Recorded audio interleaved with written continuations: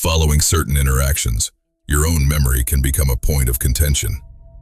You might feel a specific state of exhaustion and confusion, as if your internal record of events has been deliberately blurred. This disorientation signals that a precise psychological maneuver is in progress, one designed to destabilize your sense of what is real. These maneuvers are engineered to erode your confidence and induce compliance.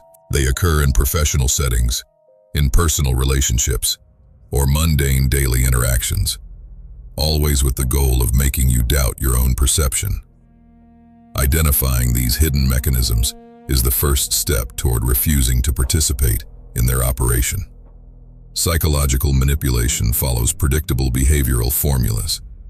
Because it is a system of mechanics, rather than a mystical dynamic, it can be analyzed, exposed, and countered. We can begin the threat analysis by dissecting the 4 primary formulas used to extract emotional control. Note which of these patterns align with your own observations. Gaslighting is a systematic campaign of reality distortion.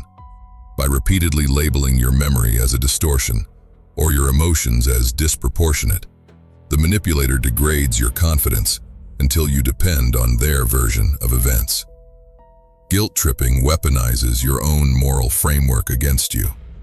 The manipulator forces you to take responsibility for their emotional state, applying pressure until you prioritize their needs over your own. Love bombing creates a rapid, intense emotional dependency through overwhelming praise and attention. Once that focus is established, the manipulator withdraws it, leaving a deficit that forces you to seek their validation to regain a sense of security. An individual assigns their own negative behaviors, like dishonesty or aggression, to you, putting you on the defensive, so their own conduct remains unexamined. Each of these vectors aims to destabilize your internal reality, making it easier for the manipulator to extract the emotional currency they require. Neutralizing these attacks requires a shift towards structured defense.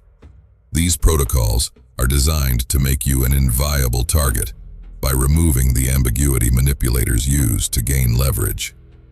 Defensive Protocol 1 is internal calibration. When your visceral system detects the early warning signals of dissonance or unease, document the events in a private, factual record. This ledger serves as a factual anchor for your own use.